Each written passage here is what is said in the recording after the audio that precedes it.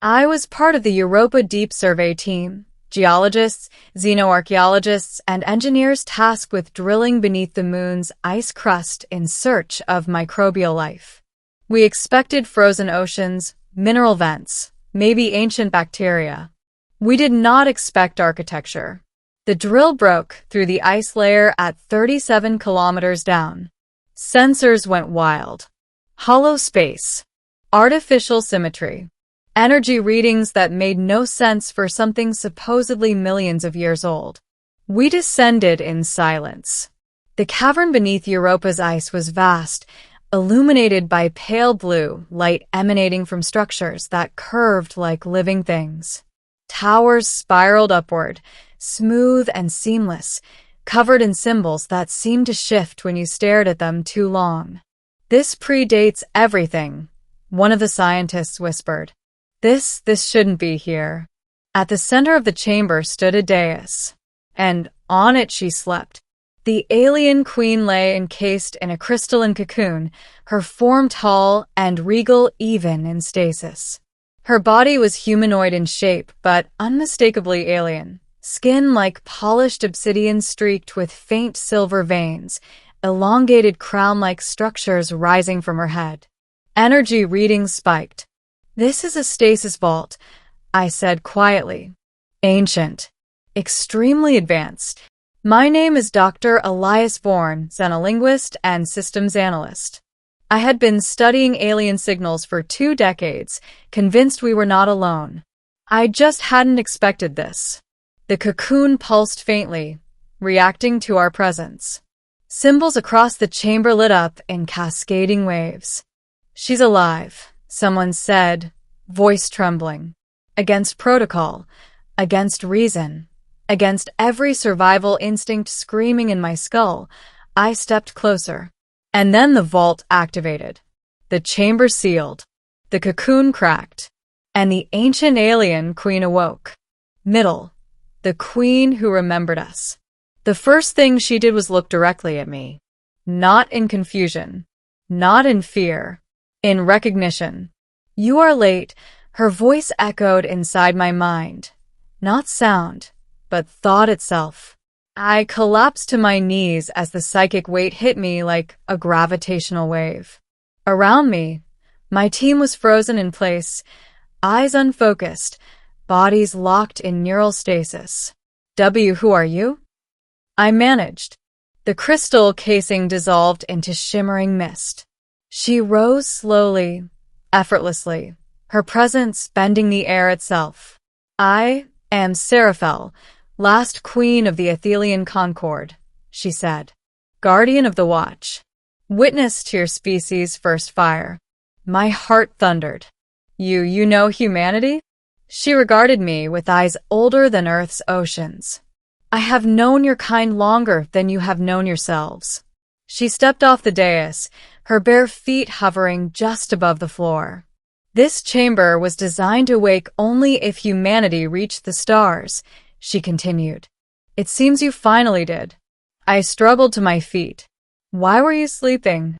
"Because the galaxy burned," she replied. With a gesture, reality itself unfolded.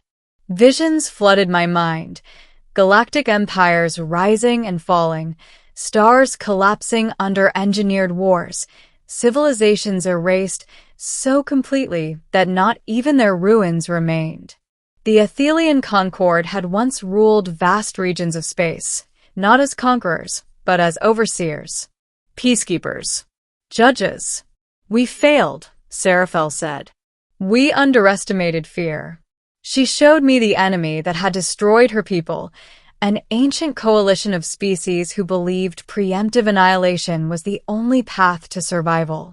They wiped out any civilization that showed signs of becoming too powerful, including the Athelian. "I place myself in stasis," Seraphel said, "to watch, to wait." "For what?" I asked. Her gaze burned into me. "For you." I laughed weakly. "You picked the wrong species. We're kind of a mess." Her lips curved into something like a smile. "Exactly. The shocking truth about humanity," Seraphel extended her hand. The chamber around us faded, replaced by earth, prehistoric, raw, and violent. I saw early humans huddled around fire, fighting predators with sharpened sticks, protecting their wounded. You were weak, Seraphel said. Fragile. Short-lived. The vision shifted, humans farming, building cities, waging wars. You were cruel, she continued. Divided. Self-destructive. I clenched my fists. We still are. She shook her head. And yet, she said, you never stopped caring.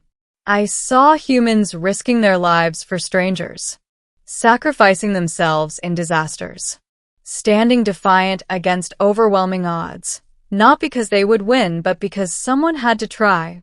Most species seek stability, Seraphel explained. They optimize. They calcify. When faced with extinction, they surrender or annihilate others. The vision shifted again, humanity on the brink of nuclear war, standing at the edge of self-inflicted extinction. You stood there, she said, and stepped back. Barely. Again and again, she continued, you choose survival without erasing yourselves. My throat tightened. That doesn't make us special. It makes you dangerous, Seraphel replied. The word echoed. You evolve socially faster than biologically. You adapt under pressure. You bond with enemies. You turn suffering into meaning. She faced me fully. Humanity does not seek dominion. It seeks continuation. I realized what she was saying, and my blood ran cold. You're saying the galaxy is afraid of us. They should be, Seraphel said calmly. Because you're the only species I have ever observed that can suffer endlessly and still refuse to become monsters. The weight of it crushed me. That's why you waited? I asked. To see if we'd break? To see if you would choose despair, she corrected. Or hope. Her eyes softened. You chose hope. Every time. The choice. The chamber systems began to hum. My awakening has been detected, Seraphel said. The Watchers will come. I knew what that meant. Ancient enemies. Galactic purifiers. Civilization's erasers. What do they want? I asked. To determine if humanity must be ended, she replied. My hands shook. Then hide. Go back to sleep. We're not ready for this. Seraphel shook her head. You already are, she said. And that is the problem. She explained the truth. Humanity's rapid expansion, our AI development, our ability to reverse engineer alien technology, it had already triggered the ancient protocols. The Watchers were coming whether we liked it or not. But, Seraphel added, this time, I will not stand alone. She looked at me. I will stand with you. My breath caught. Why help us? Her answer was immediate. Because when my empire fell, no one came to save us. She placed a hand over her chest. I will not let the same happen to humanity. But we're not unified, I said desperately.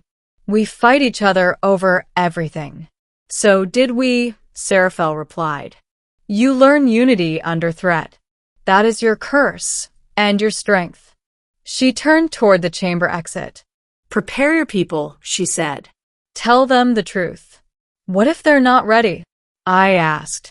She paused. Then they will become ready, she said, or they will perish.